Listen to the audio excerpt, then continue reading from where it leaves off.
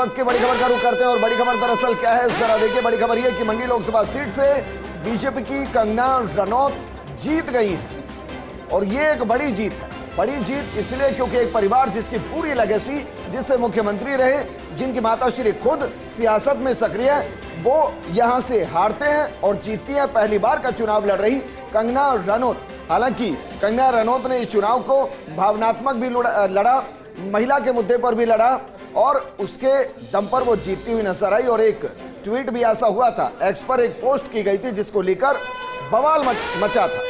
बहरहाल एक और बड़ी खबर का रुख करते हैं और बड़ी खबर क्या है जरा देखिए। बड़ी खबर है गुजरात के राजकोट से बीजेपी के पुरुषोत्तम रूपाला जीते हैं। हालांकि रूपाला के बयान के चक्कर में ना जाने कितनी सीटों का नुकसान हुआ, ये एक अलग मुद्दा है, लेकिन वो यहां से जीत गए हैं और वो यहां से जीते हैं। दरअसल गुजरात के अंदर बीजेपी ने लगभग क्लीन स्वीप किया है। 26 में से 26 के आसपास बीजेपी जीती और उसमें एक सीट पुरुषोत्तम रूपाला की भी है, वो खुद जीत गए हैं। लेकिन एक डैमेज हुआ है, इसको चाहे बीजेपी आज स्वीकार करे या कल स्वीकार करे। कुछ ऐसे इश्यूज रहे जिसका इशू बना और वो इशू ऐसा बना कि न सिर्फ गुजरात बल्कि उससे लगते राजस्थान की भी कई सीटों को प्रभावित करते हुए नजर आए। और लक्ष्मीकांत जी, मुझे लगता है इससे तो आप इत्तेफाक रखेंगे कि हर बयान के मायने होते हैं और उसके परिणाम और दुष्परिणाम होते हैं। नहीं, देखिए बयान होते हैं और बयान में जो पुरुषोत्तम रूपाला जी का बयान था, भारतीय जनता पार्टी ने उनके बयान से खुद को पहले दिन ही अलग कर लिया था। भारतीय जनता पार्टी किसी जाति समाज के खिलाफ कोई आपत्तिजनक टिप्पणी करने के समर्थन में नहीं है।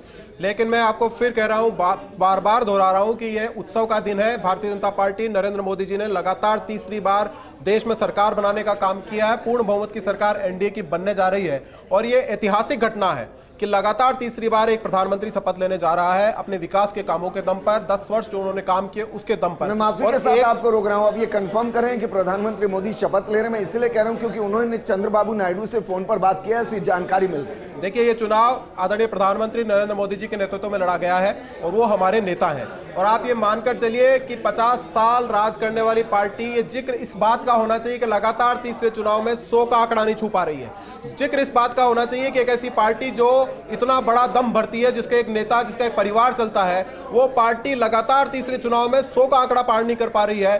चर्चा इस बात पर होनी चाहिए, भारतीय जनता पार्टी लगातार तीसरी बार सरकार बना रही है एनडीए के साथ। तो देश आज उत्सव मनाएगा कि प्रधानमंत्री नरेंद्र मोदी के नेतृत्व में तीसरी बार सरकार। यहीं से मेरा सवाल है, क्या वाकई में बस विपक्ष के तौर पर इंडिया गठबंधन मजबूत हो जाए, क्या इसी रणनीति के साथ वो उतरे? तो और इससे एक और सवाल है, 2014 राहुल गांधी के नेतृत्व में हारे, 2019 राहुल गांधी के नेतृत्व में हारे और 2024 अघोषित तौर पर राहुल गांधी के ही नेतृत्व में हारे। क्या कांग्रेस